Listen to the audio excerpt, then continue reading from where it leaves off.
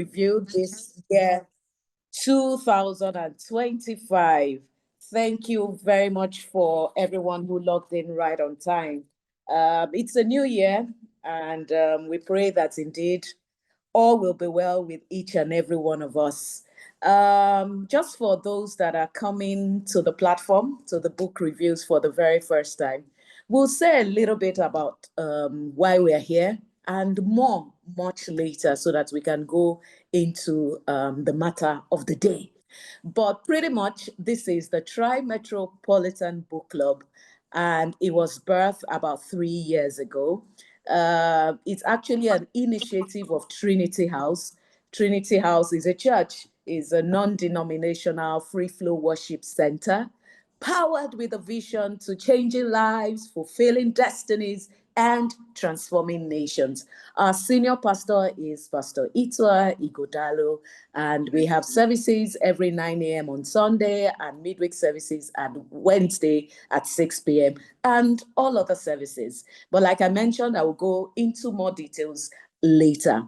So this is a book club, the TRI-METROPOLITAN Book Club, which is an initiative of Trinity House, like I said earlier. So pretty much what we do is to review books on a monthly basis, virtually. Of course, we've had physical reviews as well in the past, and we still had one in December, actually. So yeah, so we've had various book reviews every month for the last 3 years, cutting across motivational books, leadership books, health, lifestyle, and I mean, a whole lot. And it's been an interesting journey, basically to bring back a reading culture to our society. We've had different authors come and review their own books. And of course, we've had other authors and other people reviewing the books. So in the last couple of months, we've been trying to ensure that we have authors review their own books. And for the first month of this year, we have Dr. Maimuna Yusuf Kadiri with us, who will be reviewing her book on titled Deep Expression. It's a lovely book. Like I mentioned on the platform, I read the book, I mean, at a go. It was so captivating, so intriguing, and educative. And I think it's something that we should discuss more often with respect to mental health and depression. But before I introduce our guest, I think our host is also in the house, our senior pastor. Let me reconfirm. Pastor Itwa is here, and I'm sure he would want to say one or two words. Pastor Itwa is the senior pastor of Trinity House. I've said that before. And like I always say, he needs no introduction. I'm sure we all know him. A great pastor, a great mentor, a great man of God. And, you know, has a passion for everybody. You know, he's always saying, believe, committed to your success. So, ladies and gentlemen, please welcome with me Pastor Itwa Olajide Igodalo. Pastor Itwa, you're here. Do you want to say one or two words before we move ahead? Let me start by wishing everyone a happy new year and thanking God that He made it possible for us to make it into this new year. Also, Tommy, to thank you very much for keeping the flag flying and keeping the book club going, and for your passion for the book club and all that. Excuse me. And all those who have been faithful and been faithfully committed to this book club and to reading. It's very, very important that we should read. It is estimated that we should try and read at least 8 hours a week at the minimum, so that we can learn something new. I don't know how many of us are able to do that, including myself, but with this book club, it has actually increased my capacity to read other things other than the Bible. And it's been a blessing really to learn from people's experiences and what they've been through. And that gives me to the topic that we're dealing with today, or the book, Deep Expressions. Deep Expressions. It's a collection of different stories from different people's lives, starting with the young girl who was going out with her parents and suddenly went into an accident. And that accident sort of changed the course and the dimension of her life, her thinking. Unfortunately, her younger sister lost her life in that accident, and it changed the character of the entire family, and it brought into their lives different kinds of challenges. What I like about the book is that it's very expressive. It tries to analyze the way people think, the way people ration, what goes on in their minds, and then what comes out from their actions, and how life can really be. And honestly, life is full of surprises. Life is a little bit unpredictable. The only way by which you can really get hold of life is to get hold of our Lord and Savior Jesus Christ, and get hold of him early so that he can direct every step of your life. And even at that, doesn't mean that life will not have its challenges and its problems. But what he says is that he will make you lie down in still waters. It will give you the capacity to cope with those challenges, because you tend to know what God is up to. And eventually God will make everything good. I want to thank Dr. Kadiri for writing this book and for bringing forth into delivery and expression some of the circumstances that she has had to deal with in helping people with mental health issues. And mental health is a serious problem, especially in this day and age, and it runs from different capacities. Some is hereditary, runs in the family. So you have families that have mental health issues. Sometimes it comes from a crisis or from shock, like in the case of the lady who experienced an accident. Sometimes it runs from bringing pressure on yourself, trying to achieve things in life, not being able to achieve them, and suddenly you find yourself in a place of stress or shock. And sometimes it comes from abuse, alcohol abuse, hard drugs abuse, and even recommended medication abuse. Most medications have side effects, and sometimes the side effects can lead to mental health issues. So there are many, many things out there trying to grab the attention of our people and trying to put them under pressure. What is a bit missing are the people who really have the passion, the compassion, and the technical, the knowledge to deal with these issues. And I can say that it's not a very easy thing to deal with. So I salute the courage of people like Dr. Memuna who have stepped out. I pray that God will continue to give her and the rest of them a lot more compassion and the energy and the strength to try and get a lot of people out of these issues. But nonetheless, everybody needs to learn and read and study and understand the issues of mental health. So I'd like to thank you all for being on the platform today and wish you all a very, very interesting time of review, and to thank everyone here. God bless you all, and happy review. Thank you. Thank you so much, Pastor Itwa. Very much appreciated. Pastor Itwa has said it all. I mean, mental health issues, depression, there's so many things that cause it. And I'm so glad that Dr. May is here to highlight some of those things that are in this book. And of course, we would have loads and loads of questions for her. So I'd like to just, by way of introduction, to read about Dr. Maimuna, who will be speaking with us this evening. You have to be patient too, because Dr. Maimuna's bio is loaded. So, ladies and gentlemen, Dr. Maimuna Yusuf Kadiri, aka Dr. May, popularly referred to as the celebrity shrink, is a multiple award-winning mental health physician, advocate, and coach. She's the medical director and psychiatrist in chief at Pinnacle Medical Services, Nigeria's leading and foremost psychology and mental health center, prominent in the application of innovative clinical approaches in the management and or treatment of a wide range of psychological, emotional, behavioral, and mental health related disorders. Dr. Kadiri is a dynamic consultant neuropsychiatrist and a fellow of the National Postgraduate Medical College of Nigeria with almost two decades, 20 years experience as a practicing physician. She's trained and certified rational, emotive, and cognitive behavioral therapist from Albert Ellis Institute, New York, USA. She's also a certified trauma counselor and neurofeedback practitioner. She also has a master's in digital healthcare from Barcelona Technology School in Barcelona.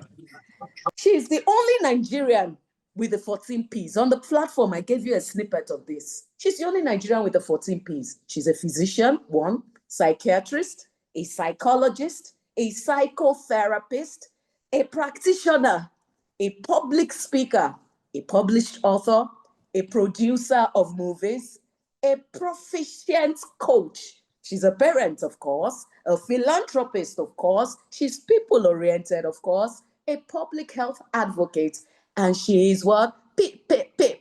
Passionate about God and life. She's the founder of Pinnacle Health Radio Africa, Africa's #1 online health radio, and a not-for-profit organization.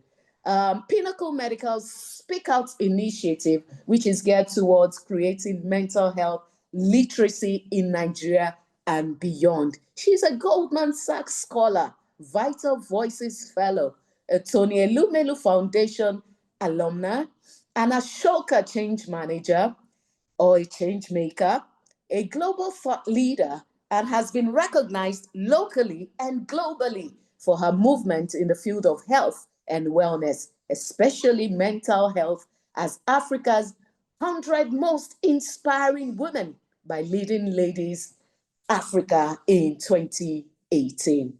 She is a global affiliate of Workplace Options. She has attended several local and international continuous professional development courses and training programs. Dr. Kadiri's knowledge in the field of psychiatry and psychology also provides her with a sound foundation for her teaching practice. She has developed a strong practice in the area of employee assistance and counseling program. Dr. Maimuna Yusuf Kadiri is an audacious entrepreneur and a pioneering force in the field of mental health. Dr. Kadiri's entrepreneurial journey is nothing short of inspiring. At the helm of How Body, a cutting-edge telemedicine app, she has harnessed the power of technology to bring mental health care into the digital age, ensuring that support is accessible to everybody. But Dr. Kadiri's influence extends far beyond her business ventures. She's a bold advocate for mental health awareness, challenging societal norms and stigmas with unyielding courage. Dr. Maimuna Yusuf Kadiri is a bold visionary leader who embodies the essence of entrepreneurship with purpose. Her journey is a testament to the power of courage, innovation, and unwavering dedication to making the world a better place, one step at a time. I'm almost done. She's a member of several professional organizations, including the Nigerian Medical Association, Society of Occupational and Environmental Health Physicians of Nigeria, American Psychiatric Association, Employee Assistance Professionals Association, International Society for Neurofeedback and Research, Medical Women Association of Nigeria. Her driving force is to live, to learn, and to impact generations positively. When not working as a physician, she loves to tour the world. Ajala travels. To work, she prefers to work also on disruptive innovations and speak fashion. Ladies and gentlemen, Dr. Maimuna Kadiri is a trailblazer, an innovator, and she's married with 3 lovely children. If I continue reading this bio, we will still be here at 7 p.m. So I thought to cut it short and just to please welcome. I know you can put your hands together, but on behalf of everyone, I'm putting my hands together for Dr. Maimuna Yusuf Kadiri. Hello, Mel. Good to have you here, and thank you for honoring our invitation. We've had Pastor Ito, our senior pastor. We're really glad to have you here, and God bless you for being here this evening. We have a lot to learn from you, and everybody is excited to listen to this lovely book. I've told them about it on the platform of about 200 members, and yeah, and a lot more people have ordered the book. So you have to go back to print too, but I know you still have more. So Dr. Maimuna, the floor is yours. Welcome, Dr. May. Thank you so much. Thank you so much, Dr. Tommy. Thank you so much, Pastor Itua Igodalo, my Edo Bini big brother. Thank you for those kind words. Thank you to the book club for inviting me here almost 4 years after writing Deep Expression. I don't take this for granted, not at all. I value this, I deeply appreciate it, and I'm grateful to everyone, to the book club members and every other person that has joined this room today. Happy New Year once again, and may 2025 be good to you and your families. We've gone through a lot of rough times, but again, the fact that you are alive today, it means you have a mission here on earth, to accomplish. And to all of us that have lost loved ones, may their dear souls rest in perfect peace. And I'm extending virtual hugs, love, and light to everyone that is being affected. So today we're talking about deep expression. Deep expression, our emotions are deep, but we always look for a way to express it. That's how the name came about. Deep expression. For this book, it's a review, but I want to, as much as possible, make it quite exciting and very relatable.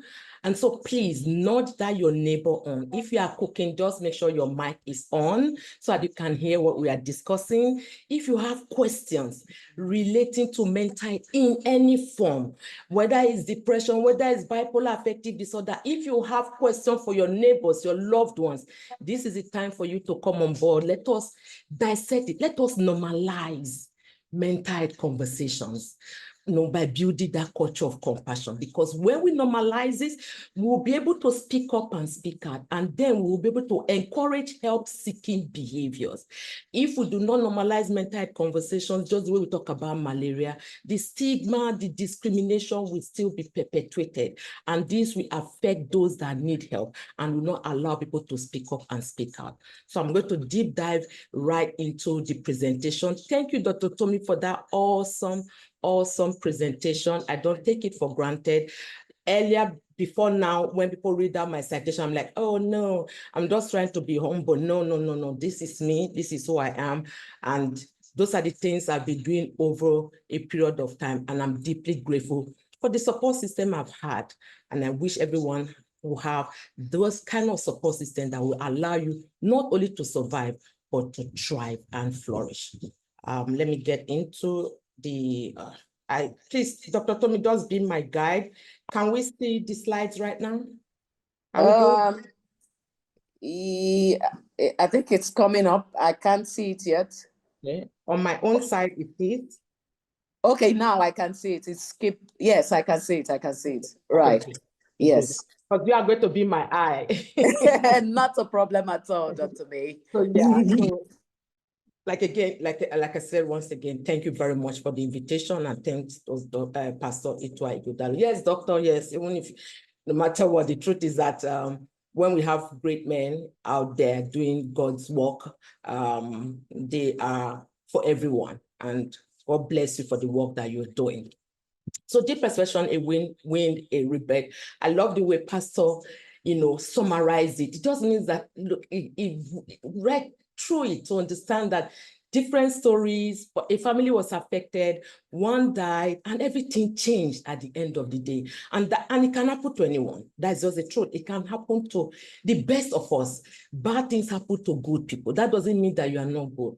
Things can happen to you. It doesn't mean that your life is bad. It does mean a bad day, not a bad life. And that just changed the whole trajectory of how a family went through all the win-win and, of course, the rebirth at the end of the day. And for deep expression, the major focus is on depression, which is a big issue right now in the world, has the highest burden of disability. And this is something that people are not seeing. So when you talk about disability, you're talking about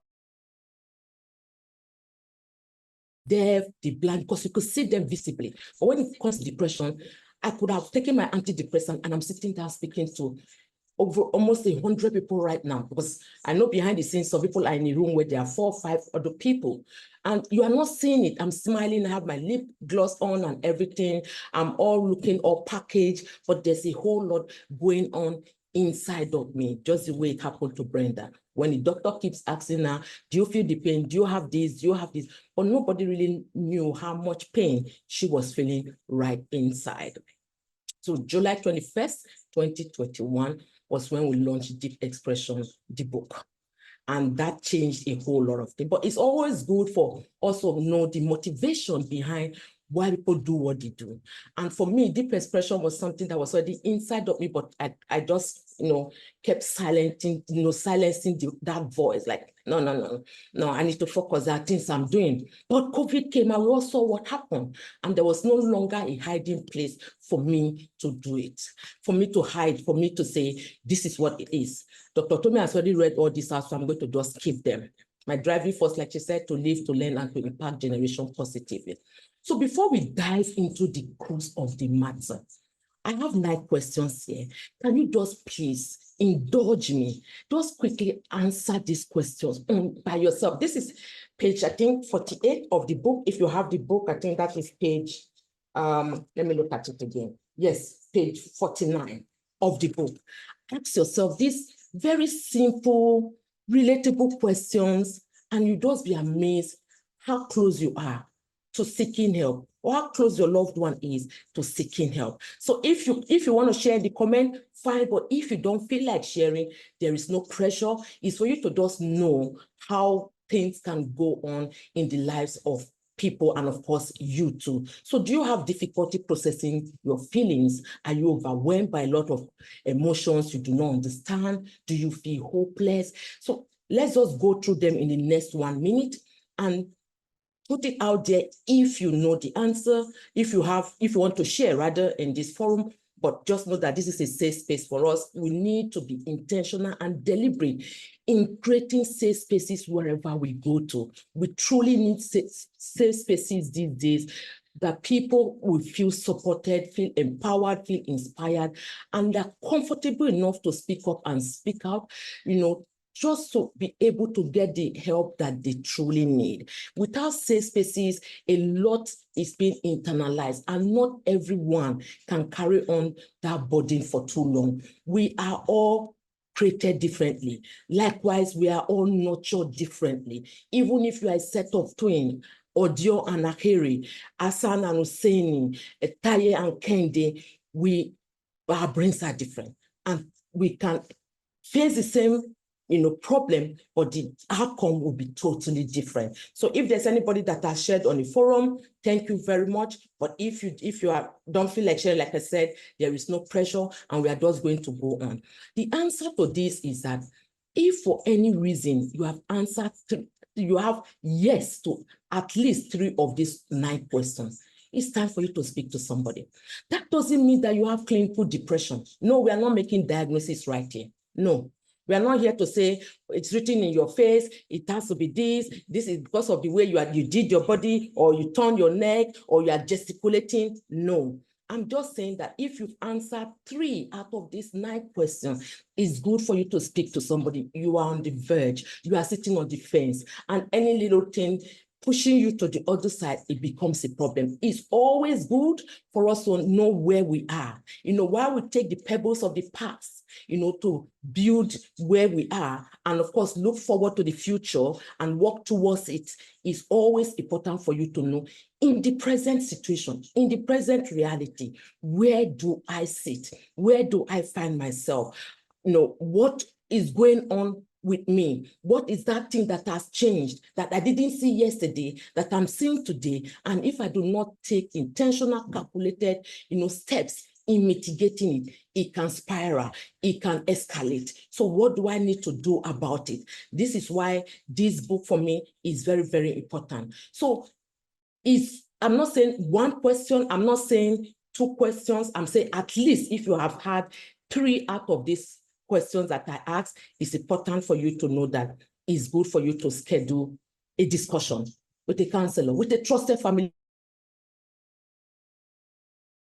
No, I want to see a therapist. Not every time you have to rush. If you have a healthy support system, a trusted family member, a religious leader who understands, will pray for you and encourage you. And if he or she feels that you need to be seen by somebody else, we refer you appropriately. That is perfect. You do not have to go to a therapist right away.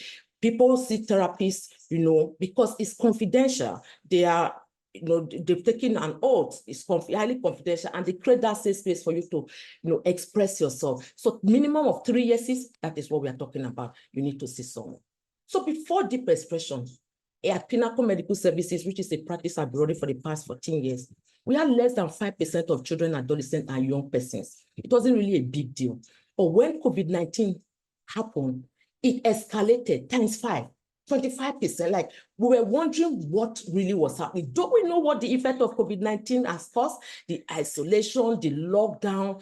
We then realized that children didn't really know their parents. A lot of children and teenagers and young persons.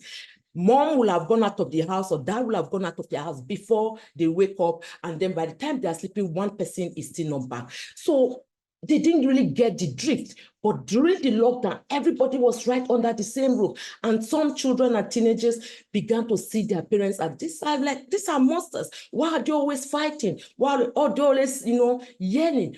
There was a time we had to take some children out of their homes because it wasn't healthy for them at all. Suicide rate increased.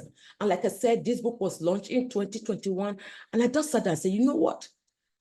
Memuna, do something about this. You've been dilly-dallying. You've been silencing the voice of God.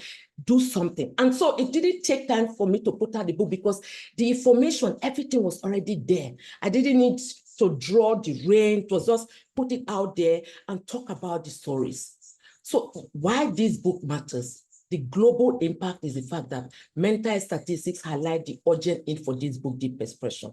Like I said, the first 1 year of COVID-19, there was a 25% increase in anxiety, depression, and substance abuse. And ask me the people that bear the brunt the most, women and children. There was a high rate of domestic violence. And because women are the natural nurturers, bearers, and rearers, the home front suffered greatly. And who are the people that will bear that brunt more? The scapegoats, the children, the teenagers, the young persons. Because how many women will start fighting their husband? So when something happens, whoa, the child. And then in 2021, UNICEF actually carried out a research here in Nigeria among our young persons and found out that 1 in 6 young persons in Nigeria is depressed. And this was just into the COVID-19. We had not even said 2022, 2023. So it was pertinent for us to say, look, you know what? Have something that is relatable, have something that people can, read. And like I told Dr. Tommy, this is a book that you shouldn't pick and read at night. No, if you read it at night, you may not want to sleep because you want to see what's the next topic, what is the next chapter, what's the next page. And for personal growth, this book is to help readers uncover hidden emotions and overcome emotional barriers. And for everyone that is out here, including those that are not here, it's a universal approach to emotional healing, regardless of age, background, socioeconomic class, your religion. It's a way for you to understand how mental health is and how we have to be intentional in normalizing that conversation.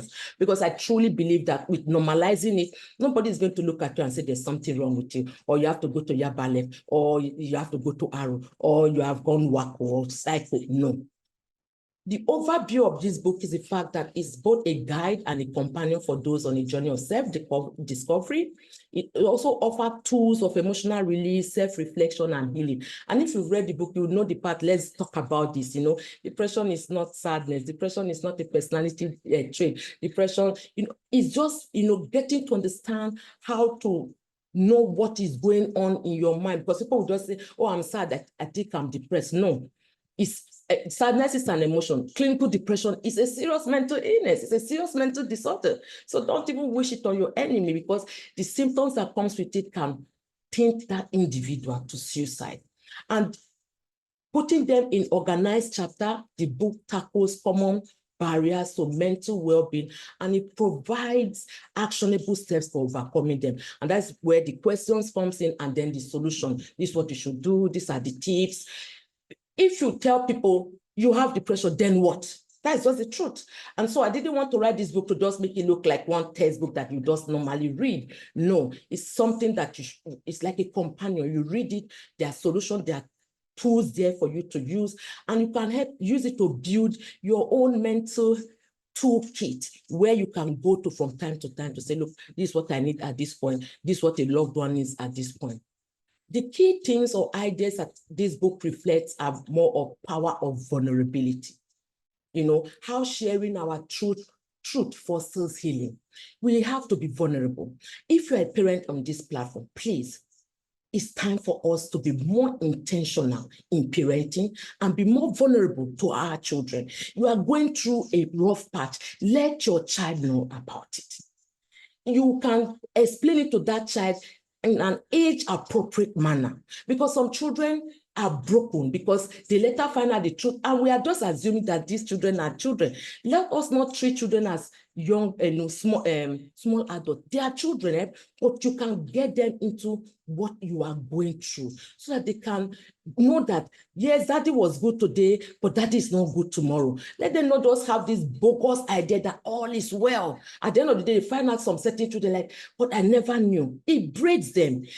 Being vulnerable helps them to also build resilience, because it also shows that, oh, that mom went through this and then they got out of it. So if I go through this, I can be able to do that. Then emotional intelligence is also very important.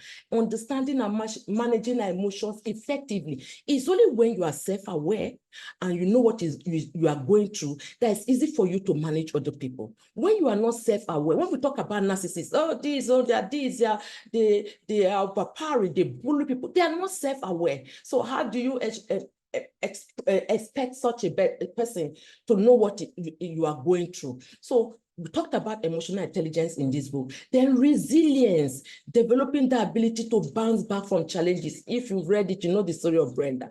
From the accident to when she woke up from coma, to when she started seeing the doctors, you know, the skin drafting they did on her face. This was an Instagram influencer, a social media guru. She was making her money. Joy was her cameraman, videographer. You know, when we have siblings, there's that one person, you know, that will do everything for you, and that went in a flash. But at the end of the day, how did Brenda, you know, resolve to dealing with those issues? She came back, she bounced back, she was able to go and start advocating for mental well-being, talking to teenagers and telling herself, look, I'm back. And, you know, all the things she taught, you know, people will do. Of course, people laughed at her, she lost friends, but when she bounced back really good. Resilient is very important. As individuals, you must build resilience.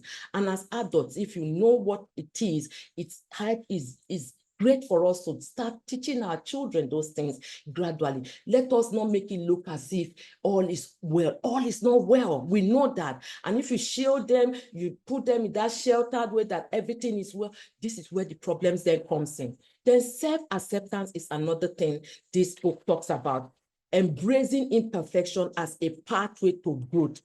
Brenda embraced that. The whole family came together to embrace that. You saw Tosin, that is Brenda's mom, how she followed up through the therapy, how the brother who used to be the noisy boy and everything, you know, went into his home. And then the role of community. Community is very big in whatever we do.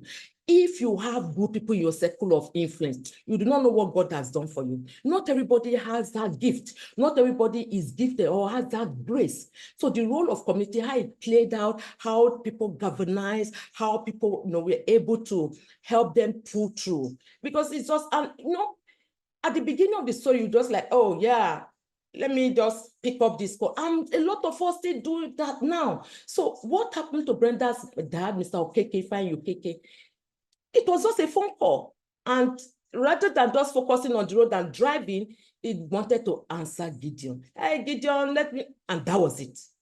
There was an accident and he lost a child. So, and of course, family and community can really help you to bounce back, but you have to be intentional to nurture a community that can help you.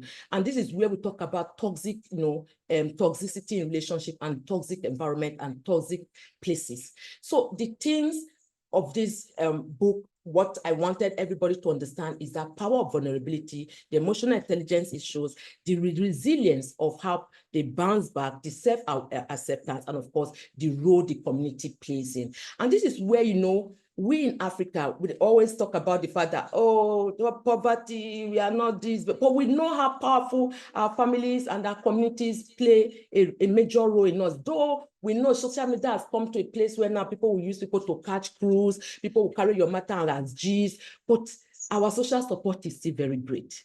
We just need to know where we play in and where we find that, succumb and peace. In this book, I made sure that the storytelling of this book was very relatable, something that you pick, you read, you enjoy it. It's not going to look like that. Mental health is the this or that of this. It is said, no, I'm not going to do all that definition that make you like, oh, no. This is just one of those classroom textbooks now, but in a storytelling format, putting the OKK in the limelight and how their life changed at the end of the day. And of course, it has no real names because I'm a medical doctor, and by virtue of that, specialized as a psychiatrist, I've taken the Hippocratic Oath, which says even after the demise or death of my patient, I can't say anything about it. I'm bounded by confidentiality, no criticism. Of course, being a therapist, I can't judge and be apostolic towards you. So yes, this is a real life story, but these names are not their names, they are fictional. But it's for us to know that these things happen. They are not far away. They are not in the abroad. They are not among Caucasians. This is a story of an Igbo and Yoruba marriage. Mr. Ifeanyi Okeke married to Mrs. Tosin Okeke, having 3 children, Brenda, Joe, and the younger brother. So it is something that we need to understand, that there's the power of storytelling in bringing life to anything that you have out there. And in this case, is in this book. The strength that this book has is an accessible and relatable style. In writing, it was very easy, no grammatical bulldozers. Being a physician or a doctor, I'll go and be writing all the maximum, no those BBTV and people are not those big names. No, we didn't go into that. And it has practical exercises and reflection from at the end of each of these chapters. So you can actually go back and say, okay, I think this question, I don't know where I got it from. And then you go back and reflect and say, oh yeah, now I understand it well. So we even turn into a workbook is very easy because you can just have those questions that you can, just answer at the end of the day. Whether you're in secondary school or primary school level, it does depend on which cadre of the educational system we want to put it into. And it reflected deep empathetic tone in writing because I could place myself where Brenda was. I could see myself, it could happen to anyone. The father didn't wish that could happen, and it just shows how things can just change in seconds. And of course, there was this balanced integration of professional insight and personal antidote. Like I said, Hippocratic Oath, there are certain things I can't, come here and go and be saying, oh, this person I'm using real names, and no, it's not going to work that way. But of course, for every good thing, there's a weakness. I assumed a basic understanding of mental health concept, which may challenge some beginners. Some people, even as much as I try to break it down to be relatable, to be accessible, for you to understand the simple English, I still understand that there are people like, did you think that we are all mental experts? No, there are some things here I don't still understand. So that was one critical weakness I found in this book that people shared. But of course, there were a lot of reviews from different expression. It's not, it's a book that, that it has a lot that we can reflect on. A lot of people talked about it's a life-changing experience, it's a game changer. It was something that was very easy. Before now, around afternoon time, I was speaking to Dr. Tommy. The first 1 week after we released this book on a Sunday, we did the book launch on a Sunday. A woman came into the office on Monday. Why? She went home, she read the book, and then I encourage people that, look, use it as a conversation starter for your children. After church on Sunday, they normally kind of go for brunch at Movenpick now, then it was South Sun. And then when they came home, the mom said, okay, yeah, let's talk about this book. And the daughter said, did anybody send you to us, to me? Did you just listen to a lecture? What is it about this thing? She said, well, I went for a book launch and I didn't invite her. I invited that friend who brought her along for the book launch. And, the girl, the next thing the girl did was very surprising to the mom. Her school, they wear long sleeve clothes. And, at home, she has started using, hoodies, and the parents didn't really take that notice of that change and behavior, these Gen Zs and their way of life and order. And then she told the mom that, Mom, I want to speak to you. When your child says, I want to speak to you, the first thing that can happen, your heart will just start beating her. Hope not, yeah, she's alive, or it's alive, it's sitting in front of me, but hope it's not something bad. And if it's a girl, like, hey, or she's not pregnant, a lot of things will start going through your mind, right?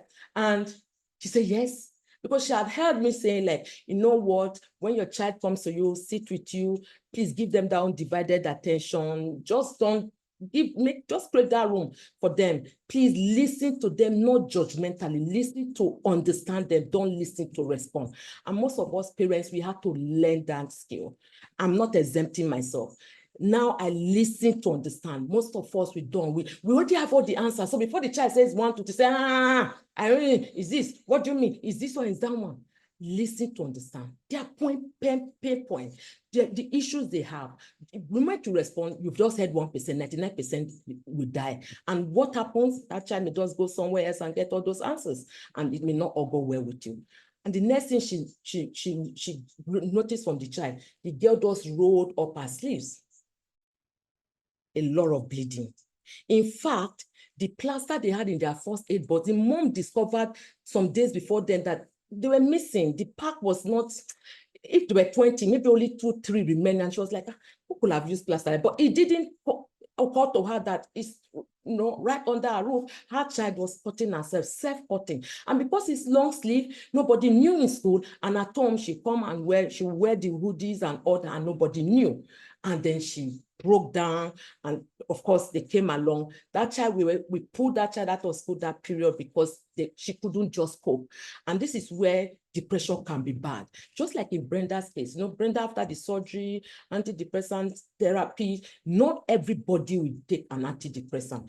But most people, if not all, will go through therapy session. That child went through therapy, that child went through, medication, even came on admission. And we've had several cases like that. We've had a child who got the book from a classmate in school, who brought it to school, and he took it home, and this child took an Uber to the office, because at the end, there's a place where the address and information, and said, look, I need you to speak to my parents. They will not listen to me, they will not listen to you, but I need help. Our family, the entire family needs help. Because as of then, one of them in the house, the sibling, was already having what we call schizophrenia, psychosis, hearing voices, and was even in school. And that just changed the whole family dynamic, because by the time we're able to get into them and support them, everybody was able to receive help. And so those are some of the reviews we've had over time from different people expressing themselves. But since we launched our book, imagine July 2021 now to January 2025, we have seen 216 children, teenagers, and young persons. This was we're in a year we're barely seeing less than 5 children and teenagers. People that, we started seeing, and of course, COVID exposed a whole lot of things. We've done over 54 webinars and we've done some school tours. I think the biggest education trade fair in Nigeria, to say, we've been there twice, I think, during this period, to just have a discussion with school administrators, school owners, and all that. But after the deep expression, we found out that from the report we get, from the information we have, it wasn't enough. We moved to something very interesting that people can easily relate to: the deeper expression cards for adults and the dig deeper cards for teenagers and young persons. So that, their conversation starter, the conversation just gets better with those. Yes, after the book, then these are cards that people can easily play for affection, for bonding, for friendship, for deep connection, for the teenagers to know their sexuality, entertainment, their emotions. And this just kind of just opened up a different terrain from moving from deep expression to book, or deep expression, the book, to deeper expression and dig deeper the cards. And these are things that we found out that they are all interrelated, but people experience these things differently. And when we said depression is not sadness, depression is not personality trait, that doesn't mean that people cannot be sad and get depressed later. We are not talking of sadness of a day or two. If somebody is owing you now and it's not paying you and you need that money for something, you will be sad. Me, I'll be sad. There's no way. And you are owing me and I need the money, right? But that is not depression. That is, so when people say, oh, I'm depressed, it's an emotion. We are not talking about clinical depression yet. You must be assessed. You have to go through the major criteria, the minor criteria, and somehow the minor criteria for making an assessment of depression mimics malaria. So sometimes you may just be thinking that you have malaria, but it is beyond malaria when you have treated malaria. And in this part of the world, in our climate, in Nigeria, I'm sure there are some doctors here in the group, but of course, Tommy said the truth is that people who go and treat typhoid. This is not the same thing. There's something like malaria typhoid. But I don't know how we are going to debunk this to Nigerians, that there's nothing like malaria typhoid. One is caused by bacteria, one is caused by, something totally different, Salmonella typhi. And this one is Plasmodium falciparum. But again, the person will go treat malaria, the next thing we treat typhoid, and then we start saying, I think it's because I didn't do laboratory tests, which is a global standard now. For you to treat malaria, go and do a test. Don't just say, I think I'm having the symptoms. No, go and do the test before you treat yourself. And then they will go and do the test. Because we are in a malaria zone, there's a possibility you do malaria parasite 1+, right? You treat. And then they say, it's because I didn't see my doctor. Oh, they will use their HMO or they will go to the doctor. And then the next thing, if you're on this forum or you know somebody who has been doing this, the moment you start doctor shopping and hospital shopping, there's a problem. Because when you are dealing with emotional issues, oftentimes they find a way to express themselves in physical form. So the minor symptoms of depression could be headache, body pain, poor attention and concentration, changes in your appetite, changes in your sleeping pattern, not feeling like eating. And these are normal things. Now you say, oh, it's malaria. It's malaria. And you treat 2 weeks, 3 weeks.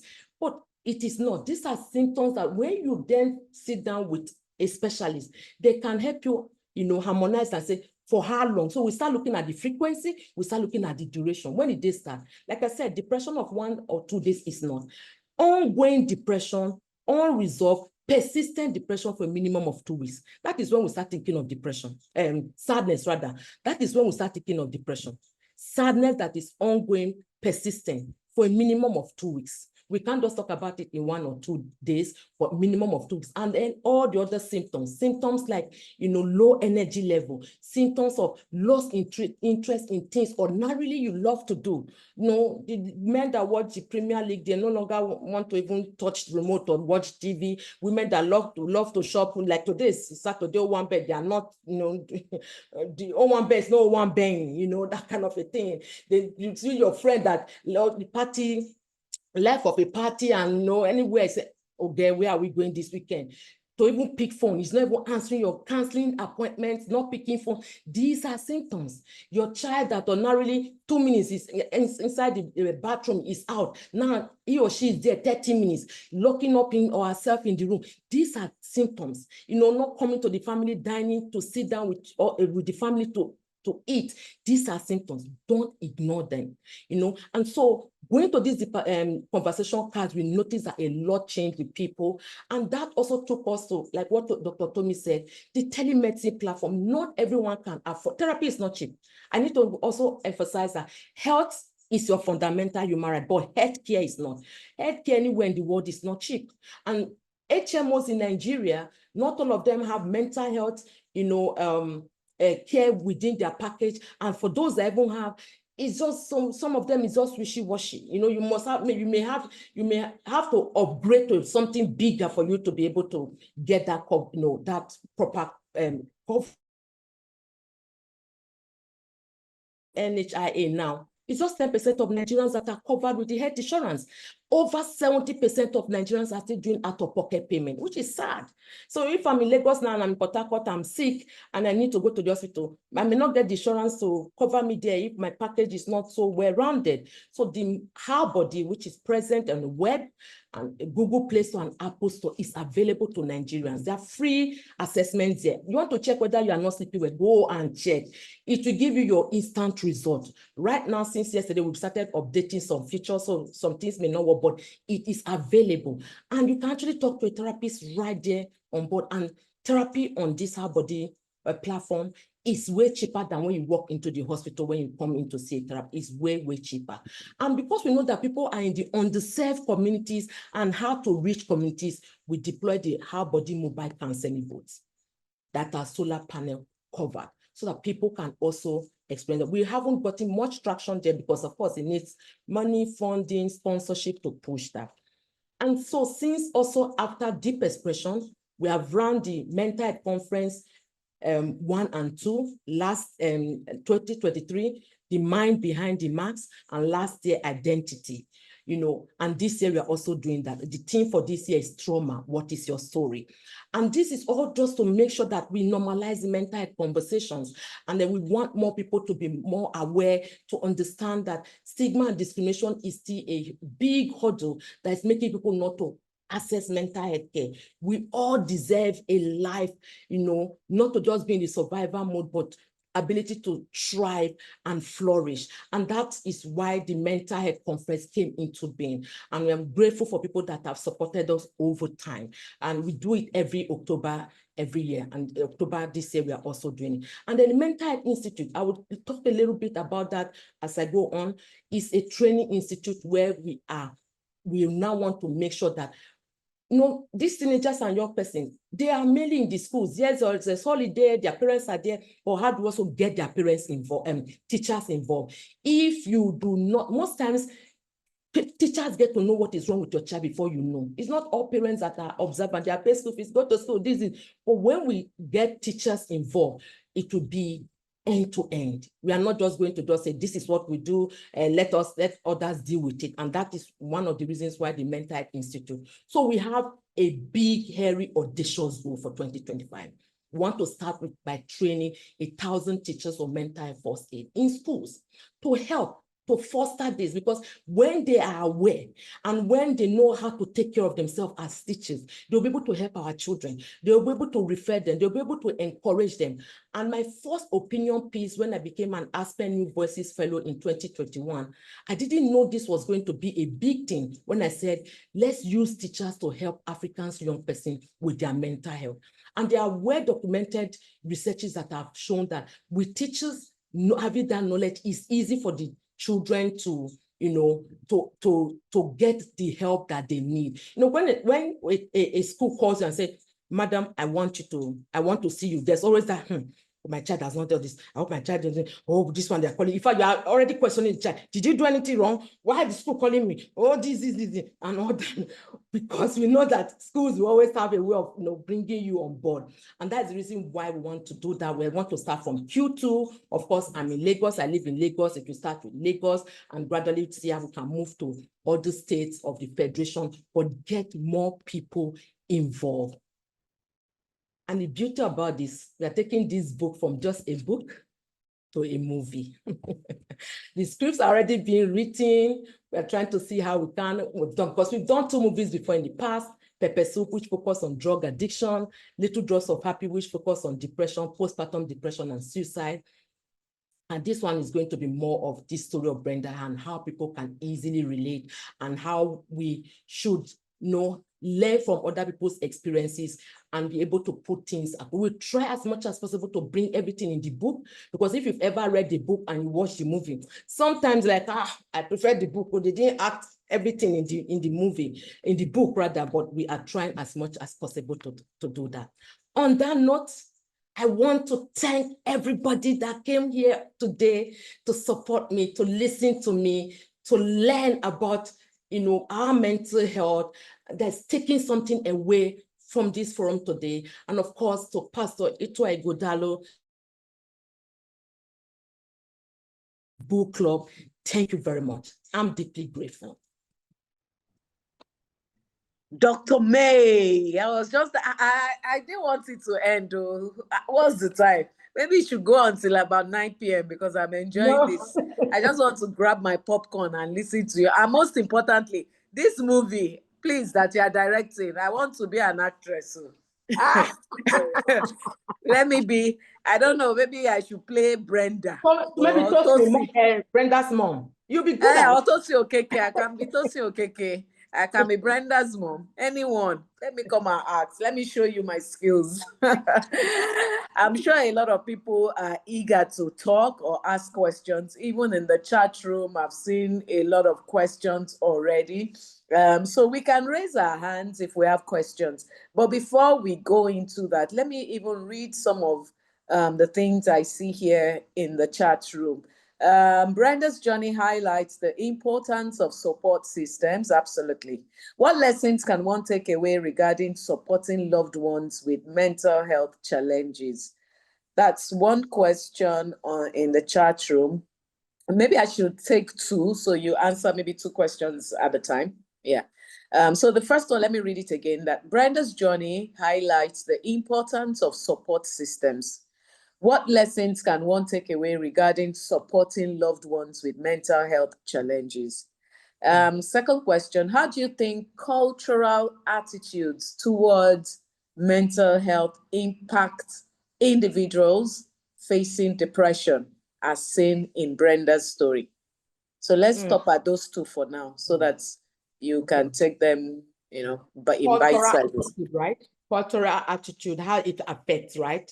Yes, the cultural attitude towards mental health, how does it impact individuals facing depression? I guess what the person is trying to say is that, maybe it's not widely accepted. People think, it can't happen to them. It's for some certain types of people.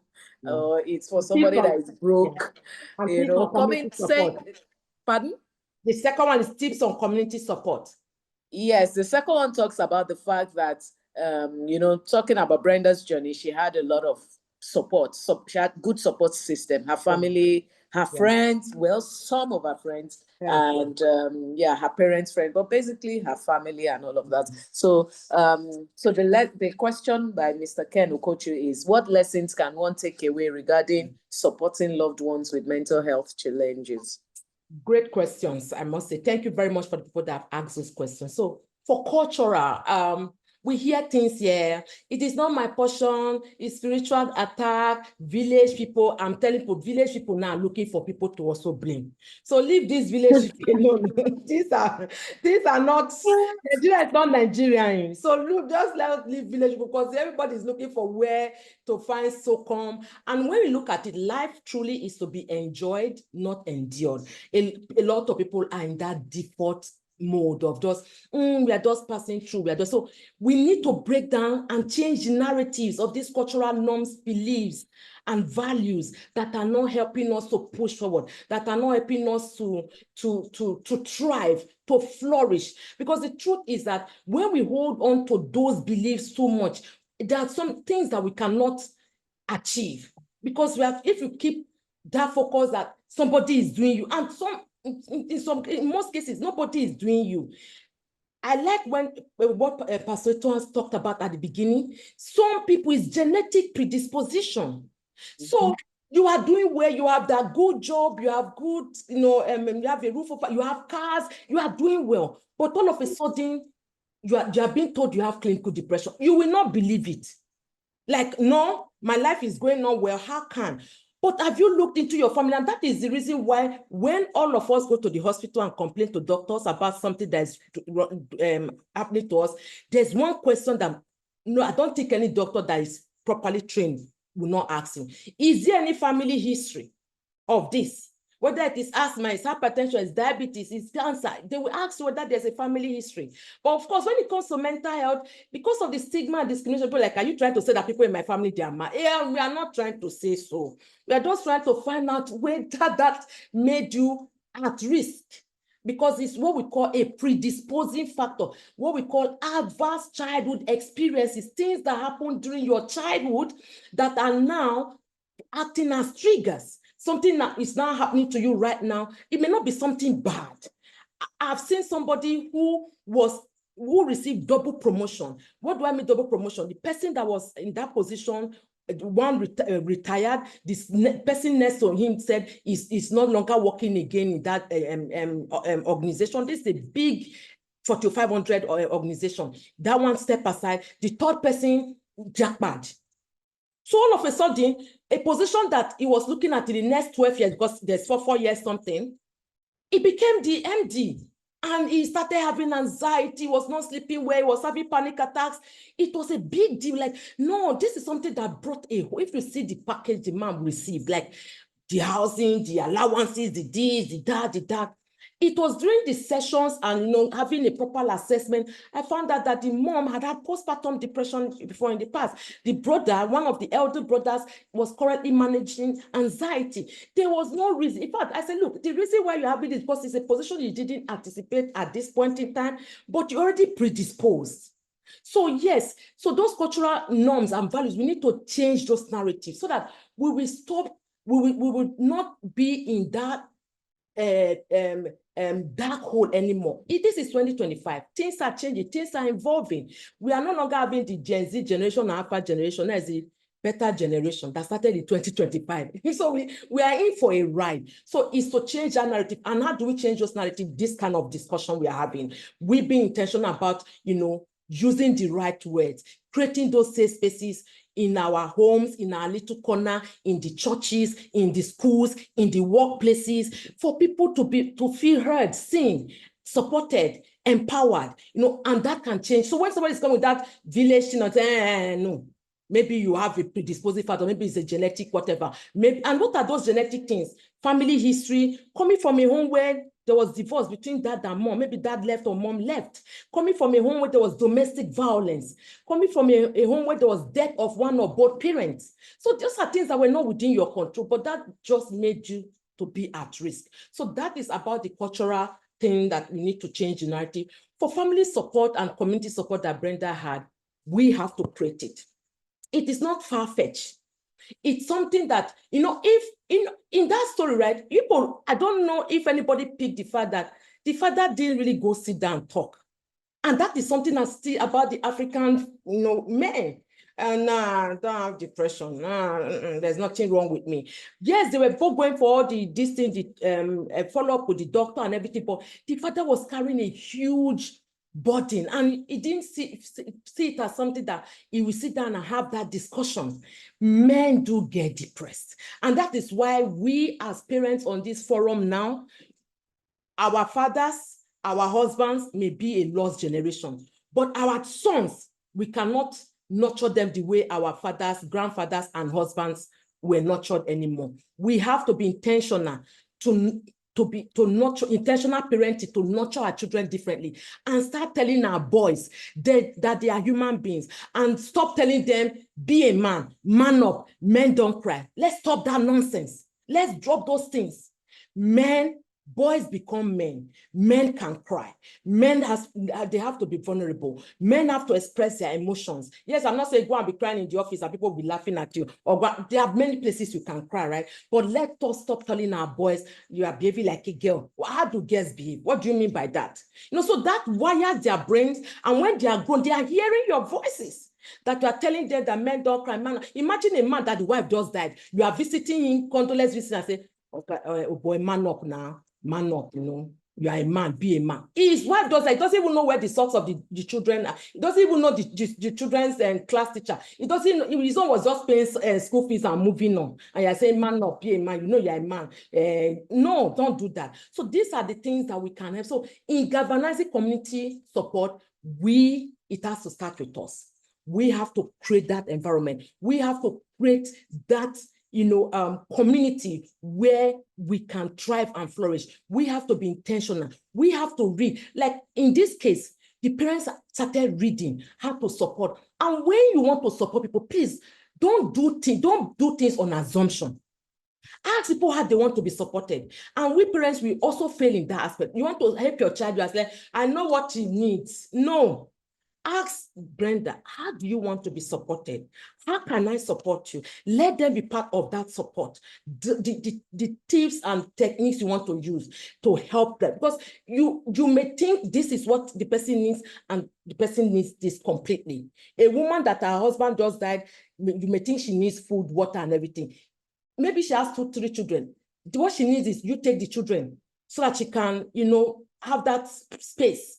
But you don't say, let's bring food, let's do it. It's good, but ask. So in building good community support, asking is very important. Another thing is we have to be intentional to build it.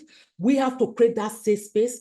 Let us stop people pleasing. Because when you're in a toxic environment and you feel that, oh, I have to be there. No, that is not it. You have to learn, read and be encouraged to ask those hard questions and sit down and have those conversations. So for the person that asks this, it may be, oh, how do you build that community for loved ones? Is you also getting the knowledge? Okay, if something has changed in my child, what do I need to do? But you have to first know what is that thing that changed. Because if you don't know if that anything changed in your child, there's no way you can help that child. So you have to, and it's for you learning about it. And forums like this have greatly help where we come in, I share my knowledge and I'm like, okay, this is what you should look out for. So is that change that you can say, okay, this didn't happen to this child yesterday, it's happening to this child, what do I need to know about it? So acquire knowledge to be able to build a better community, asking people what exactly they want to and how they want to be supported, be present, to give people their support, listen not judgmentally to people, don't listen to respond, listen to understand, don't criticize, don't be apostolic towards them. It's because you didn't go to church. We are fasting and you're not fasting. That's why God is punishing you. No, don't do those things. That breaks trust, and relationship are not built on such platforms. So these are some of the things you can harness and much more to be able to say, okay, this family support, this community support, we can, pull through as we go along. Thanks, Dr. May. We listen, we don't judge. Okay, we have some. I'll go back to the chat room, but we have some hands up. Dr. Uwaje would like to speak. You can unmute, ma'am. Oh, my Oga. Good evening, and thank you so very much. I was just glued on as you were talking and shaking my head. And thank you so much, Dr. May. We've known her and she's been help to patients and myself as well. All right, but I want to talk regarding, and I need your opinion regarding our children. All right, because it's really important that we begin to look at preventive. All right, how do we screen our children for depression? All right, I'm a great advocate for routine wellness visits. And I tell my parents, I don't want to see your child only when they have fever. I want to see them when they're well, so that during this period, I'm able to ask them regarding depression and things like that, And I know whilst working in the US, we do have some screening tools that we use. And I just want your opinion. Can we use that? Because for me, I've tried to use some of them, but I know they're not as, when you look at our culture, it's a little different. I need your opinion on that. And then, when do you think we should start? Okay, now there's some of our kids with chronic illnesses, a 5-year-old just diagnosed with diabetes, and you're telling them they cannot have donut, they can't go to parties, they can't have cakes, they can't have that. Of course, that child is protesting. We see children like this, and, everyone mumbles, oh yeah, there's social issues going on. But really, what are we doing regarding that? So I would really, really love your opinion. Thank you so, so much for such a wonderful time. Thank you so you, much. Dr. Wajay. Okay, so in addition to Dr. Wajay's own, there's a similar question. So I just want you to answer both together. So I'm looking at the chat room. Someone says, how can one recognize the point at which professional intervention is necessary, as shown in Brenda's story? So you may want to speak Awesome. to that. Thank you so much, my God, Dr. Wajay. Dr. Wajay is my senior colleague in this profession. Yeah, she's not a psychiatrist, but she deals with a whole lot, babies, the children, and all that. The truth is that when we look at the World Health Organization statistics, it tells, and this is where I have issues with parents. And like I said, I'm not taking myself away from that parenting. My profession has really impacted me greatly. I'm not just that regular mom anymore that will just, no, this one is just attention seeking, this is malingering. No, paying that attention, being the behaviorist and, putting eye on things.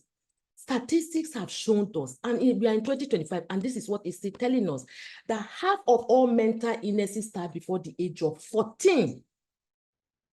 So a 10-year-old can be clinically depressed. A 9-year-old can be clinically depressed. So it is not for us as parents to start saying, what are you thinking of? Do you know how much I pay for your school fees? You have a roof over your head. You have this, you go for vacation. Now we can go for vacation again. During COVID, we couldn't say all that thing anymore, right? Half of it, so that means 50% of all mental illnesses start before the age of 14, and 2/3, which is 75%, before the age of 24. So who are these people? We're still talking about children, teenagers, and young persons. So you can still have your child who is 16 going to 17, who is 15 going to 16, and this is where most of us are working. This is why most of us are working to earn money to, take our children out.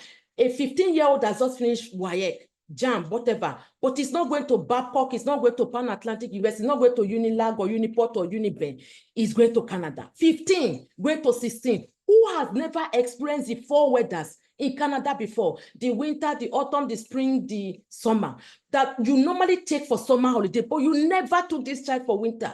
And now this child is dumb. It's not that he's dumb there, he's there, he's facing this harsh minus 15 degrees, and he's having what we call seasonal affective disorder, which is very common in winter period. And you're like, you know how much I pay? Your school fees like $50,000, your ticket is this. This child knows. Mommy and daddies, they know. But the truth is that they are dealing with a lot out there. So don't assume that you are doing all that and they don't appreciate. Depression will steal away your joy.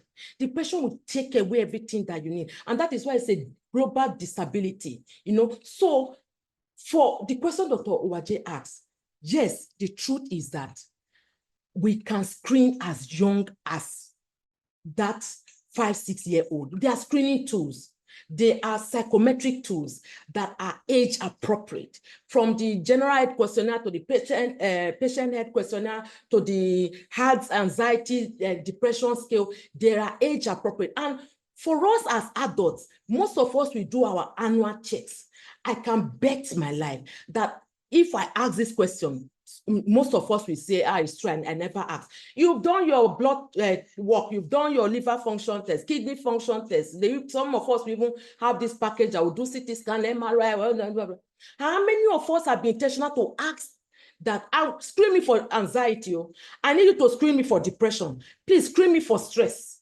There are tools like that. And what do those tools do? They have been validated, they are highly reliable, they help you to know where you fall in, whether to now see a professional or just let you know that This anxiety scale says that if you have 14 points and above, you need to seek professional help. But you have 12. That means there are some things in your life now you need to start doing differently. Let us start from lifestyle modification. Sleep adequately 7 to 8 hours, exercise at least 45 minutes to 1 hour, 3 to 5 times a week.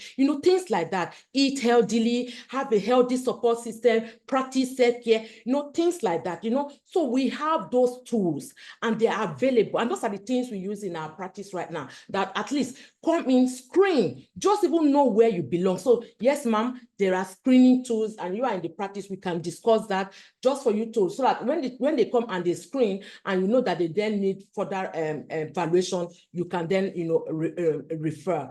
For the other questions, when do you know you should see a professional? So when we talk about major symptoms of depression, we are talking about loss of interest in things ordinarily you love to do. We call it anhedonia and medicine. Like I said, we are not bringing medicine here. So that loss of interest, things you love to do. You love to shop, you love for parties, you love to watch match, nothing. You love work, nothing. Then low mood, this is the most common that everybody knows. Oh, you are not happy. Like I said, it's not a day or two, at least minimum of 2 weeks before you can say, okay, this fall into the symptoms of depression, but that is still not depression. And the third major symptom is low energy level. So where the energy level, you are easily fatigued, no zeal for life, nothing. So those are the 3 major symptoms. It doesn't mean that you must have all the 3. We need what we call DSM-5 or ICD-10 level for you to make a diagnosis, and you are not there if you have not been trained, and not all doctors are the people that are trained to make a diagnosis as psychiatrists.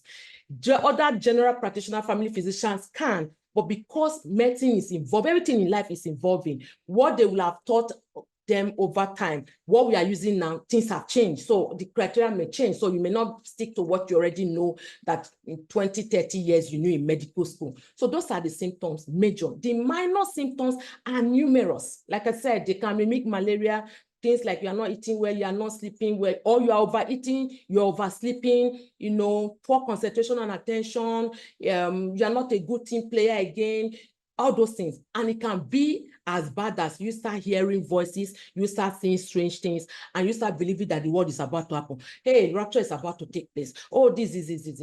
So you start seeing some people feeling hopeless, worthless, and helpless. They become suicidal.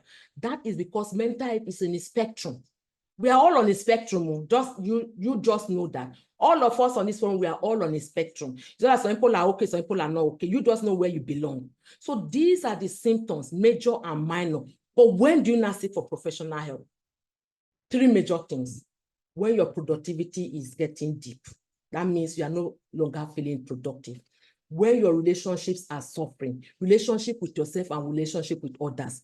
Sometimes you may not see, but people are not telling you that, especially if you have good people in your circle of influence, that, look, oh, you have started behaving one kind, oh, this, we notice this. Any small thing you snap, you're always shouting, you're no longer patient, you are whatever. So relationship will start suffering. And the last thing is, we are finding it difficult to deal with the day-to-day activities of life.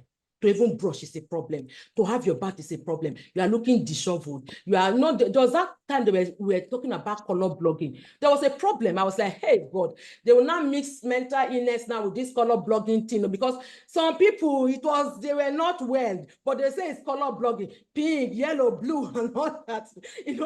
So sometimes you see this fashion thing it can carry us go where we don't know. So those are the 3 significant things you will start noticing and say, I need to speak to a professional. Especially in your circle of influence, you do not have a trusted family member. Even if you have, that needs professional intervention. So they will even say, okay, let us know whether the symptoms or the things, behavioral things you have, make up to what we call a diagnosis. Not everybody comes and will make a diagnosis. You need to know that. Some people, they are just, it's insidious. They are just there, but they have not yet come to fusion that this is it. So we can say, let's query this, but let's do X, Y, Z. Because the truth is that the things you see that happen to people, or what people see, they are your actions. But it started with a thought, because our thoughts drive our emotions drive our behaviors drive our action. People see action, people see that manifestation, but it started with a thought. So once your productivity is affected, your activities of daily living, general things that you do are affected, your relationships are affected, you need to go talk to somebody professional. Thank you, Dr. May. Fantastic. So while you were speaking, you talked about some great initiatives like to train teachers and all of that. So someone is asking on the platform that do we have any plans to also involve the places of worship, as these are places that deal with several people who may be going through the phases of depression and that they need to be equipped as well. So what are your thoughts on that, Dr. May? Awesome. Awesome. I'm a Muslim, born a Muslim, practicing Muslim, but trust me when I say I have visited more churches than mosques.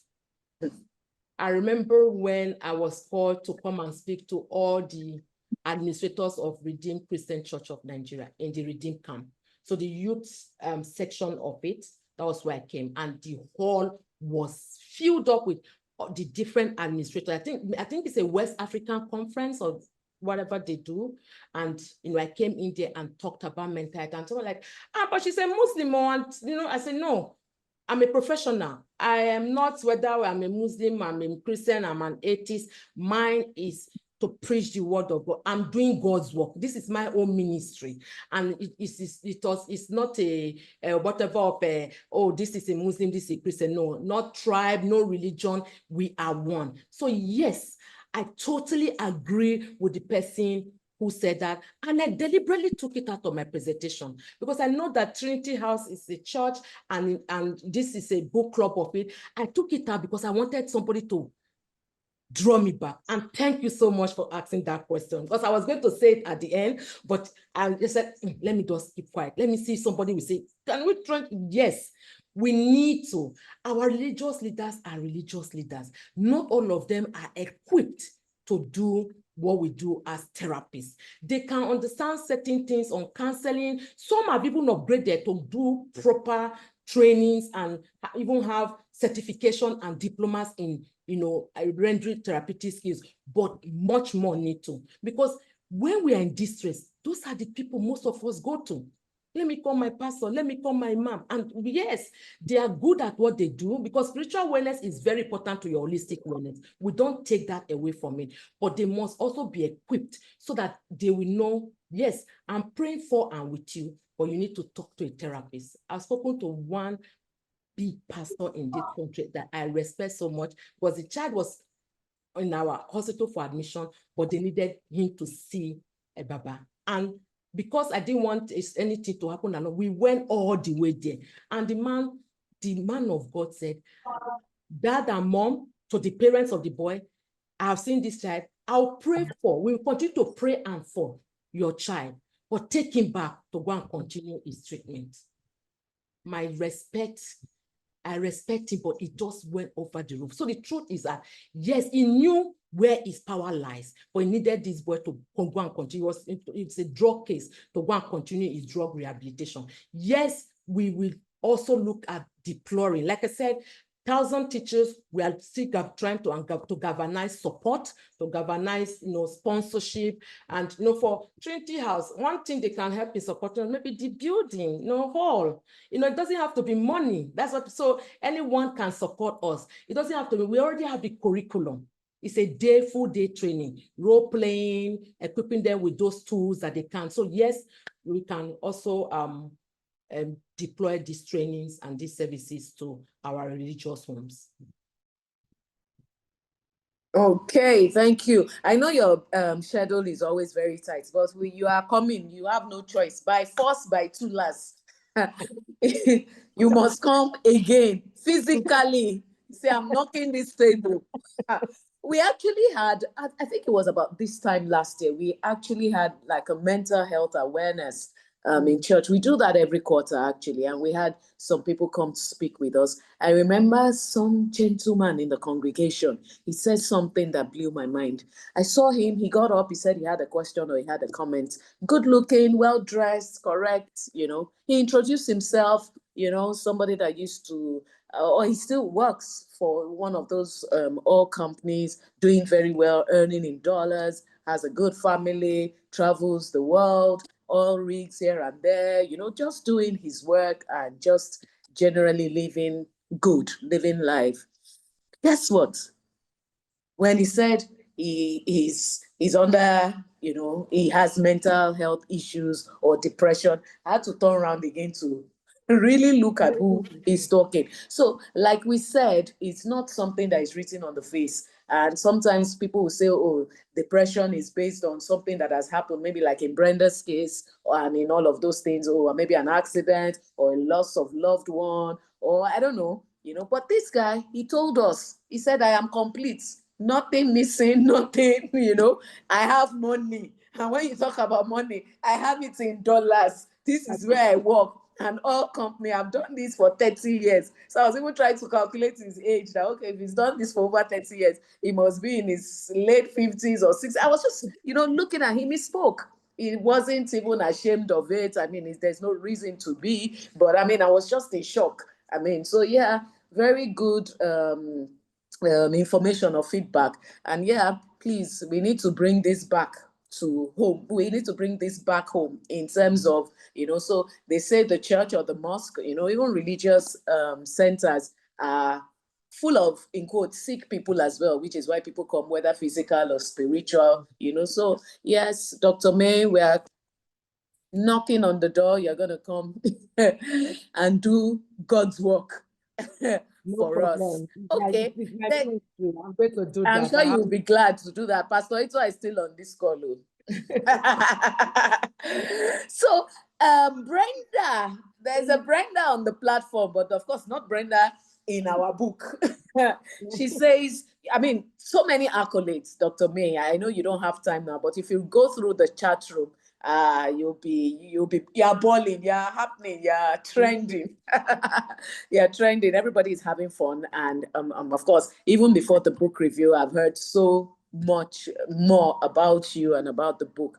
Okay, so Brenda in this chat room, on this platform, says, thank you for this conversation. But how do women handle a male spouse who still insists on raising the male child to be like the males of previous generations? Gosh. Like I said, our grandfathers, great-grandfathers, fathers, husbands, we should leave them as lost generation because the things have happened. You can't change an adult except he or she wants to change. And if you have seen, thank you for asking that question, that this male generation that is insisting he wants to train this male child to be, doesn't all go well. It is not for you to go and fight. No. We have to deploy wisdom. There are certain things that as women, like I said earlier on, we are the natural nurturers, bearers, and rearers. When you find something is wrong in your family, oftentimes don't go and, because if you go and fight, you will not get result. You will be the one to suffer the most. And let me burst your bubble. As women, we are twice likely to have depression than men. As women, and as married women, we are even more at risk of depression, no? Because we have what we call the 4 vulnerability risk factors that married women can experience to make them have depression faster than the general population. And so before I answer your question, let me just quickly rule out these 4 vulnerability risk factors because I may forget. Number 1 is death of one or both of your parents when you were a child. So take, for example, a child of 8 or 10 years old. There's no way, early childhood, somebody will definitely bring you up. Somebody will nurture you. Either you are thrown to your grandparents, maybe paternal or maternal, or your mom will remarry or your dad will remarry. So somehow your nature versus nurture will change because of that death of one or both of your parents. The second one is if you are not working at all. So sometimes when I'm talking to entrepreneurs, Instagram business owners, I said, come, are you living your own? Don't always be shouting, DM me the price, because all that white walls and brown walls you are saying, it's not good for your mental health. You need to socialize. You need to volunteer for things. You need to go to church or mosque activities. Don't just sit at home and be DMing and making money. Life is not all about money. So if you are not working at all, it's a problem. The third one is if you have 3 children or more that are 14 years below. Most of us fall there. If you've ever traveled outside the country with you and your 3 children, at maybe under 5 years old or under 14 years old, without your husband, some of us, we have seen Shege Banza, like literally, children will frustrate us at the airport. Just go to the different JFK intro, you see there, sit down there, run there, wait, this one, even inside the plane, you see some mothers, they will just start crying because they are exhausted.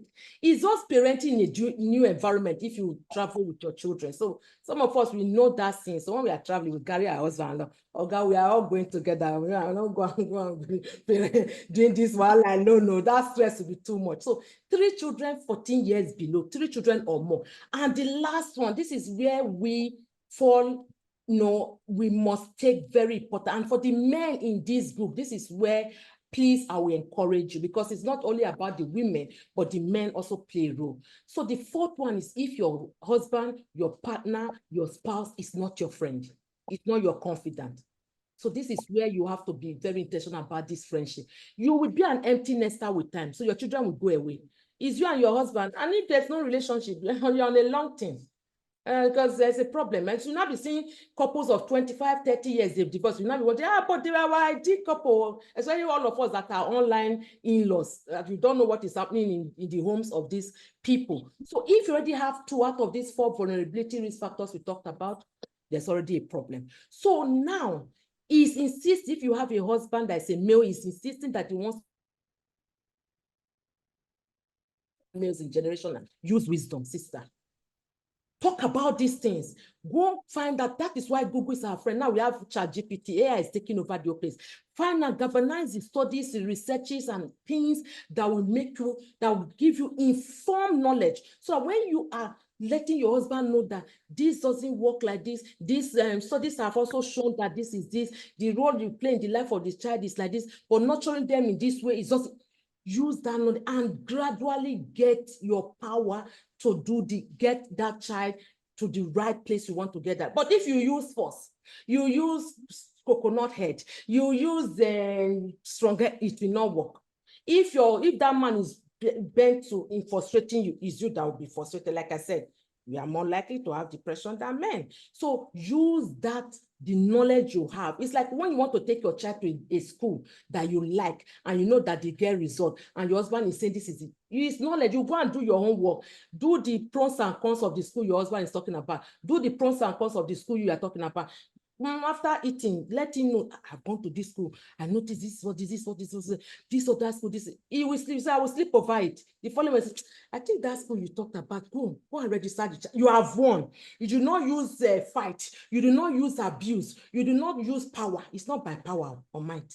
It's wisdom and knowledge and your years of experience and finding a way, knowing that your husband is also it's like your first child. Look for ways to get what you want to. If you know that the way they have been trained is not the right way now and it will cause problem, you have the power to do that. And let's change the narratives together. Thank you, Dr. May. In a nutshell, she has said, pamper the men. Pamper them so that you have peace. But yeah, okay, thank you. I'm trying to check the conversations in the chat room, if we have any more questions. It's a very sensitive topic, so to speak. So a number of people may not want to speak, so some are sending chats, but some are listening to you attentively and taking notes. So yeah. Okay, so I'm still going through the chat room and yeah, and a lot more people want your book. I've gotten like so many WhatsApp messages than I've seen in the chat room. Of course, we are out of stock now at the bookstore in church, but I've already had discussions with Dr. May earlier today. So before the book review, a number of people wanted the book, but I said, okay, you know what? Let's just wait till after the session because I know a lot more people will still need the book. It's a very interesting book. Everybody on this platform, there were about 100 of us on this platform. Maybe now about 80 people have gone to do 1 or 2 other things. Please get this book. It's very, very fantabulous. So yeah, so we'll take the orders. I have sent some numbers, 2 numbers on the platform. please WhatsApp only for 2 things. If you want the book, and also if you want to be part of the book club. We have over 200 members on the platform. And of course, it's a new year. A lot of new things are coming up. So, I mean, to be part of something wonderful, bringing, a reading culture back to our society. And, for authors like Dr. May, there's a lot of information, loads of insights. Doctors always say that, read a book a day. Oh, no, a month. That's why we do book reviews every month. Read 9 pages a day or something, not just your Quran or your Bible, but read things that, that would grow your intellect and just things about life, whether it's health, lifestyle. Of course, we always have to read the Holy Book.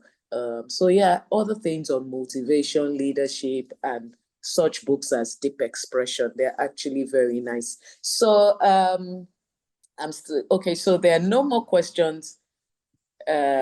Okay, somebody said it's not about pampering your mind, it's about communication and respect. I was just teasing. I was just trying to crack a joke. Very much so. Just ignore me.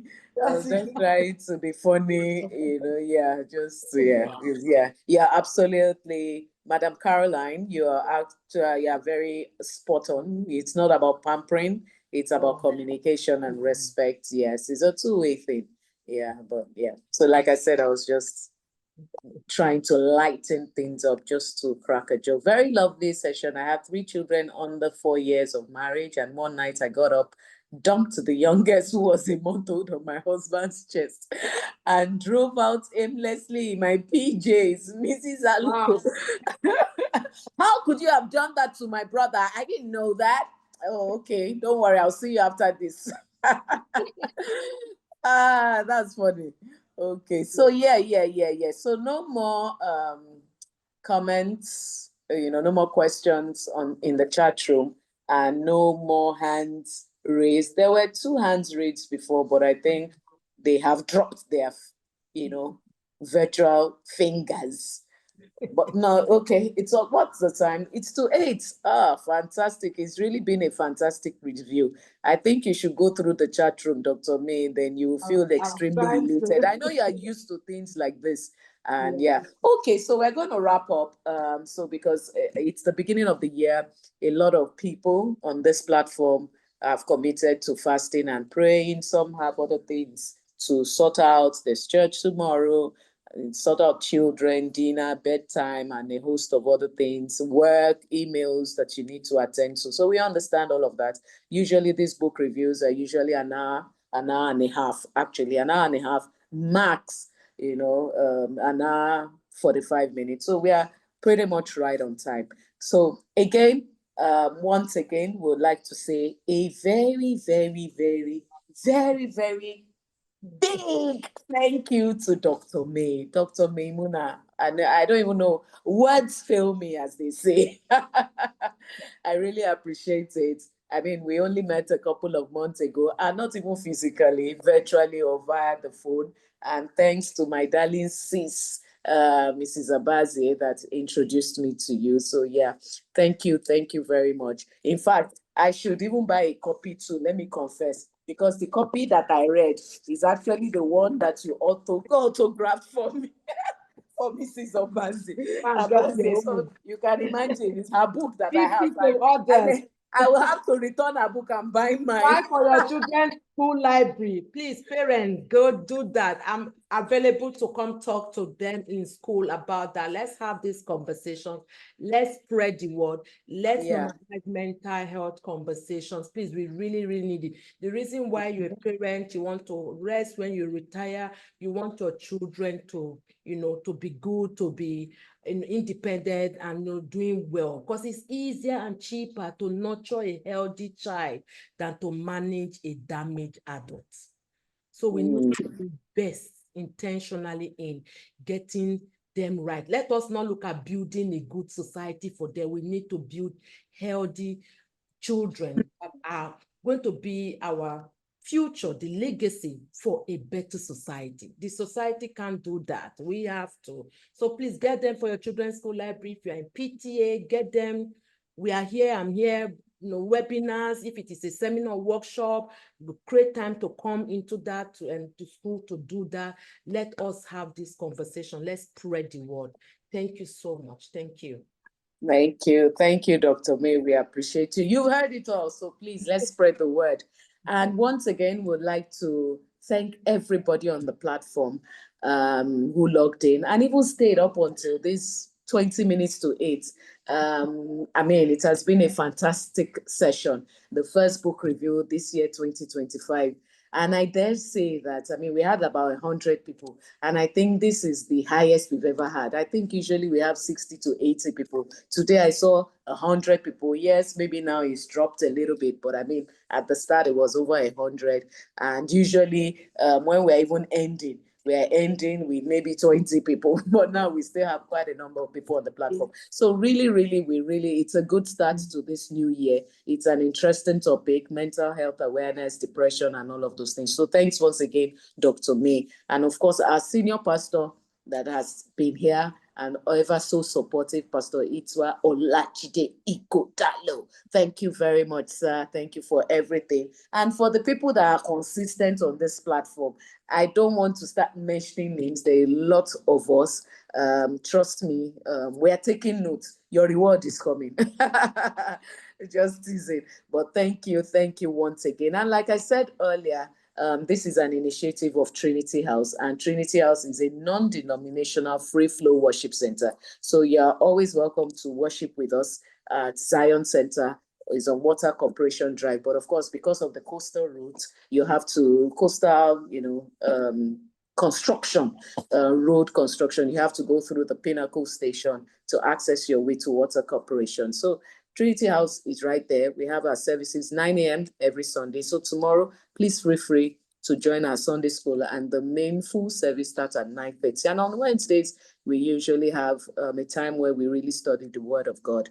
That's when we dig deep into God's Word at 6 o'clock. So please, if you need more information about our services, I've posted 2 numbers in the chat room.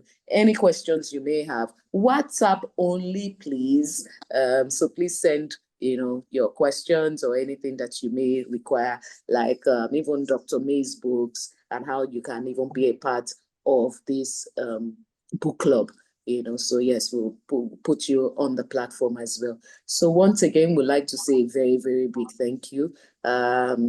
It's been a wonderful evening. We don't take it for granted that out of many things that you like to do, all the Owambes you should be at, you chose to be at the book club this evening. So yes, thank you very much. So it's on this note that I'd like to say good night. Odaro.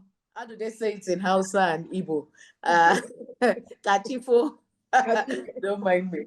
All right. So thank you very much. What did you say? Okay. Oh, thank you. So thank you once again, everyone. Have a wonderful. Thank you, Dr. May. We'll communicate. The next book review is next month, obviously, but we'll communicate more on the WhatsApp group and on the date, time, and all of those things. So thank you once again, everyone. God bless you and have a good night.